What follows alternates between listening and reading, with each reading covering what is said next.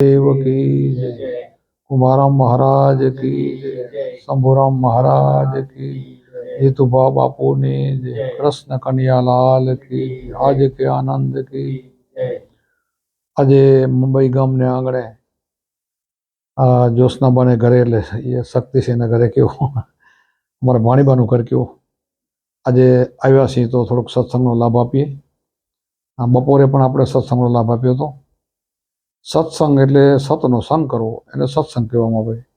હરદમ જાગીને હેતે ફેરો તો મટી જાય દિલના અંધારા સાધુ ભાઈ ફેરો હરિની માયા. આવી હરિની માળા ફેરવી હરદમ જાગીને પ્રેમથી જેમ આપણે કુંભારામની જે વાણી છે કે ગુરુજીના નામની ભક્તિ દિલમાં તો મુક્તિ પલમાં, આવી રીતનું આપણે ભજન કરી તો આપણી પલમાં મુક્તિ થાય. મનુષ્ય અવતાર દેવોને દુર્લભ એવો આપણને દેહ મળ્યો છે. ઉત્તમ એક તક મળી છે કે રોજ આપણે થોડો ઘણો સત્સંગ કરો અને સમરણ કરો. સેવા અને સમરણ આ બધું જોઈ. સેવા ન કરો ને સમરણ ખાલી તોય ફેલ જાય, અને સમરણ કરો ને સેવા ન કરો તો ફેલ જાય. એટલે આ બધું જોઈ અને એટલા માટે આપણે આ ગુરુનું જ્ઞાન લઈએ છીએ. એટલા માટે આપણને મનુષ્ય અવતાર મળ્યો છે. એક ભજનમાં કુંભારામે કીધું છે કે સંતાર સમજી લેને ભગત ભાઈ તારે આગળની ઓળખાય. આ સંતાર એટલે દેહ, કે સંતાર સમજી લેને ભગત ભાઈ તારે આગળની ઓળખાય. સતથી બન્યો સંતાર ઓહમ સોહમ તાર મિલાઈ, હરદમ સંતાર હેકે હેતે વાગે વાગે ઘટડાની માય. આપણા ઘટડાની અંદર અખંડ જે અવાજ આવી રહ્યો છે, આ ઓમ સોમના બે માં તાર લગાવેલો છે. આ સંતારને તો સમજી લે કે શા માટે મળ્યો છે, અને સમજાઈ જાય તો બેડો પાર. એના માટે સતથી બન્યો સંતાર, કે સતથી એટલે કે પરમાત્માએ આ મનુષ્યનો દેહ બનાવ્યો ને, એણે આપણને બનાવીને એમાં બેઠો છે. એ સત્યથી બનેલો છે. આ કોઈ માણસનો બનાવેલો ઘાટ નથી, પરમાત્મા તો બનાવેલો છે. અને એમાં પાછો અઘાટ પોતે બેઠો છે. એટલે એને તું સમજી લે.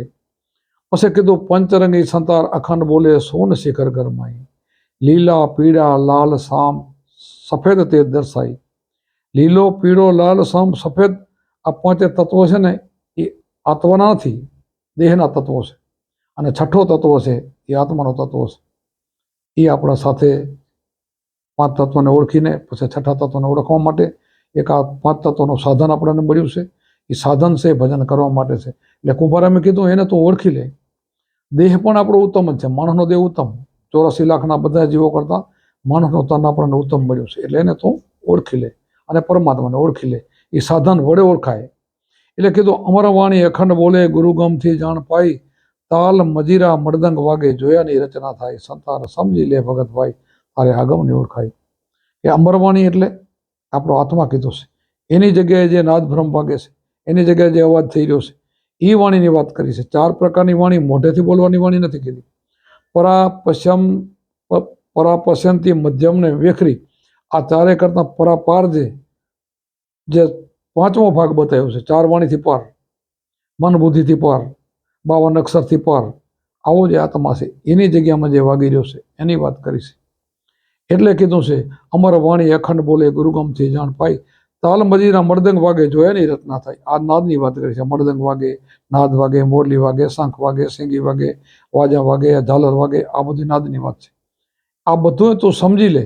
અને સમજવા માટે ગુરુ, એના માટે શબ્દ, એના માટે ધ્યાન, એના માટે સમરણ, આ કરીને આપણે નીકળી ગયા અને માણસનો અવતાર મળ્યો છે. એટલા માટે મળ્યો છે, એને તું સમજી લે. પછી કીધું સમજી ગયો. એને શું કીધું? સાધ હોઈને સંતાર સમજવા લાગ્યા, હરદમ જાગ્યા હેત લાઈ, 8 પોર ને દિવસ ને રજની અખંડ તાર બોલાઈ. પછી જે સાધ બની ગયો, એ સાધ હોઈ ગયો એટલે સંતાર સમજી લીધો. એ સમજાઈ ગયો મને માણસનો અવતાર ભગવાન તે મને પ્રેમથી આપ્યો છે. હું એને ક્યારે પણ નિષ્ફળ માર્ગે, ખોટે માર્ગે કંઈ મારી વર્તી ક્યારે નહીં જાય, હું ખોટે માર્ગે ક્યારે હાલીશ નહીં, આવું બધું એનામાં લક્ષણો આવી જાય. અને એ સાધ બની ગયો. સાધ હોઈને સંતાર સમજવા લાગ્યા, હરદમ જાગ્યા હેત લાઈ. પછી હેતથી ને પ્રેમથી એ જાગી જાગીને ભજન કર્યા કરે. જાગ્યો એટલે નીંદરથી જાગવાની વાત નથી, એ જાગી ગયો કહેવાય. હરદમ જાગી અને કીધું હેતે ફેરો પહેલાં કીધું એમ જાગી ગયો કહેવાય. જાગે એનો બેડો પાર, સૂતો એનો એના રકમાં જાય, સૂતો એનો 84, જાગી ગયો એનો બેડો પાર. જાગ્યા સોયને રભેત પદ પાયા, હુતાને જમે ખાયા. એટલે આપણને ઘરે જમ નહીં આવે, આપણને જમ લેવા નહીં આવે. દરેકના ઘરે જમ એક દી આંટો મારે છે, રોજ આંટો મારે, એક આંટો મારે, પણ ગુરુમુખીના ઘરે જમ આવતો નથી. એ કાળને જીતી લેશે, કાળ પણ નિરાશ થઈને જાય. આવું આપણું ગુરુ મહારાજનું સમરણ છે અને આવું આપણે સમરણ મળ્યું છે. હવે આને સમજી લેવું જોઈએ. આ પ્રથમ તો આપણે શુદ્ધ આત્મા જોઈએ છે.